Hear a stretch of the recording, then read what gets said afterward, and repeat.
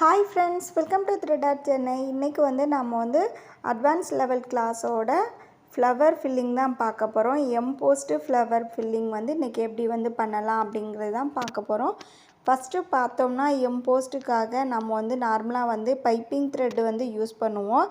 இன்றைக்கி பார்த்திங்கன்னா நான் பைப்பிங் த்ரெட்டுக்கு பதிலாக ஸ்டோன் யூஸ் பண்ணி ஃபில்லிங் எப்படி கொடுக்கறது அப்படின்னு தான் பார்க்க போகிறோம்.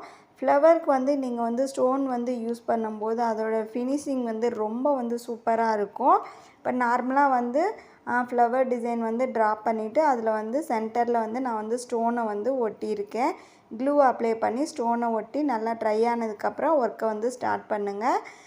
ஒர்க் பண்ணுறது பார்த்திங்கன்னா நம்ம அந்த ஸ்டோனோட சென்டரில் இருந்து தான் ஸ்டார்ட் பண்ணுறோம். இப்போ பாருங்கள், நான் இந்த ஃப்ளவர் டிசைனில் சென்டரில் ஒரு ரவுண்டு ட்ரா பண்ணியிருக்கேன்.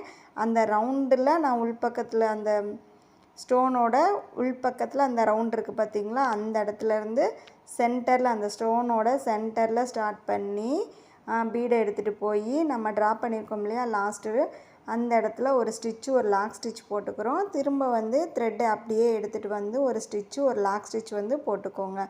இப்போ பிகினஸாக இருக்கிறவங்க இந்த ஸ்டோனுக்கு மேலே நீங்கள் பீடை கொண்டுட்டு போய் ஸ்டிச் பண்ணும்போது உங்களுக்கு ஸ்டோன் நழுவுற மாதிரி இருக்கும். அதனால நீங்கள் ஒவ்வொரு லைன் இந்த மாதிரி ஸ்டோனை எடுத்துகிட்டு போய் ஒரு ஸ்டிச்சு ஒரு லாக் ஸ்டிச் போடுறீங்க இல்லையா, அந்த இடத்துல ஒரு நாட் போட்டுக்கிட்டிங்கன்னா உங்களுக்கு ஸ்டோன் நழுவாமல் கரெக்டாக இருக்கும்.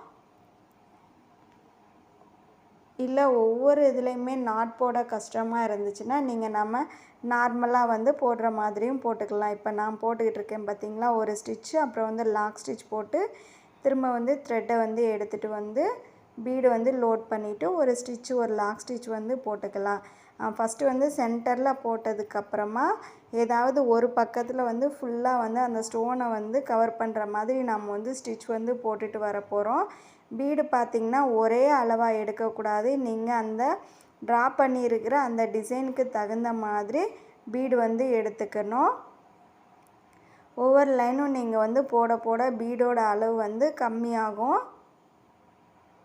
ஃபுல்லாக அந்த ஸ்டோன் நம்ம ஃபுல்லாக கவர் ஆகிற மாதிரி ஒன் சைடு ஃபுல்லாக போட்டுக்கோங்க. ஒன் சைடு ஃபுல்லாக போட்டதுக்கப்புறமா அந்த இடத்துல ஒரு நாட் போட்டுக்கணும். நாட் போட்டுட்டு தான் நெக்ஸ்ட்டு சைடு நாம் ஸ்டார்ட் பண்ணணும். இப்போ பார்த்திங்கன்னா நான் ஒரே கலரை பீட்ஸ் யூஸ் பண்ணியிருக்கேன். இதே நீங்கள் ஒரு லைனில் இப்போ ஒரு 8 பீடு வருதுன்னா நம்ம ஒரு 4 பீடு ஒரு கலரும் இன்னொரு 4 பீடு இன்னொரு கலரும் கூட எடுத்துக்கலாம். ஸோ அந்த மாதிரியும் நீங்கள் ஒர்க் பண்ணும்போது இன்னமும் அழகாக இருக்கும். இப்போ ஒன் சைடு ஃபுல்லாக முடிச்சுட்டு நாட் போட்டு ஃபினிஷ் பண்ணியாச்சு. இப்போ நெக்ஸ்ட்டு சைடு ஃபில்லிங் கொடுத்துக்கிட்டு இருக்கோம்.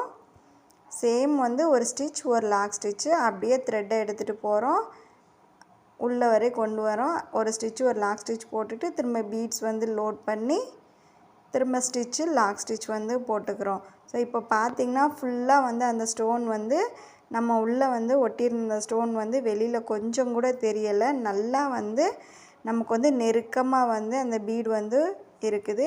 இப்போ ஃபுல்லாக முடித்ததுக்கப்புறமா நம்ம நாட் போட்டு ஃபினிஷ் பண்ணிக்கலாம்.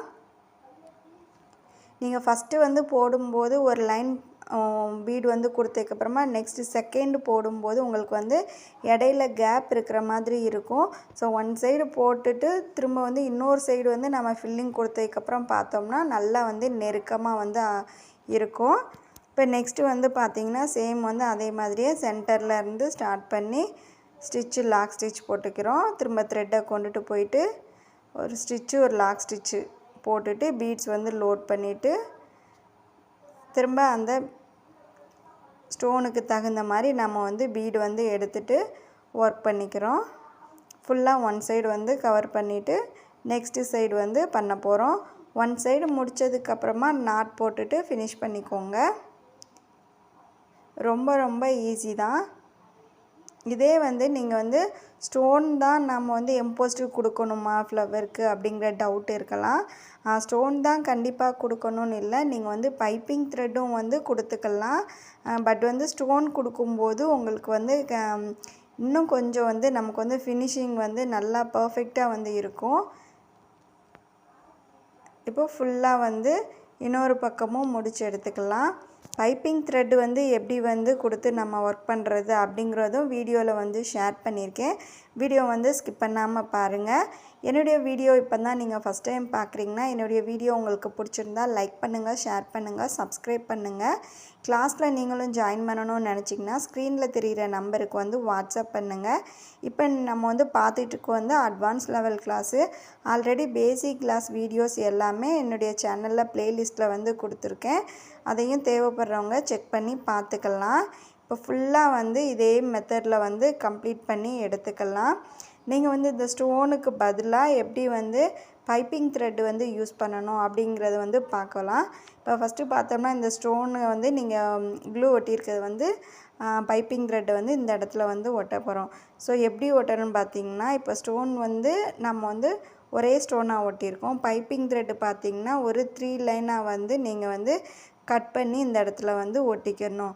3 லைன் பார்த்திங்கன்னா சென்டரில் வர லைன் வந்து கொஞ்சம் வந்து லென்த் வந்து கொஞ்சம் அதிகமாக இருக்கிற மாதிரியும், அதுக்கு மேலேயும் கீழேயும் வர பைப்பிங் த்ரெட் வந்து கொஞ்சம் சின்னதாக இருக்கிற மாதிரி நம்ம வந்து க்ளூ அப்ளை பண்ணி ஒட்டிட்டு அதுக்கப்புறமா வந்து ஒர்க் வந்து ஸ்டார்ட் பண்ணலாம். இப்போ எப்படி பீடு நம்ம ஸ்டோன் ஒட்டிட்டு பீட்ஸ் வந்து சென்டர்லேருந்து எடுத்தோமோ அதே மாதிரியே தான் பைப்பிங் த்ரெட்டு நீங்கள் ஒட்டினாலுமே சென்டர்லேருந்து தான் ஸ்டார்ட் பண்ணணும். இப்போ 3 லைன் வந்து இந்த மாதிரி ஸ்ட்ரெயிட்டாக வர மாதிரி அந்த டிசைனுக்கு உள்ளே வந்து ஒட்டிட்டு அதுக்கப்புறமா வந்து ஒர்க் பண்ணணும்.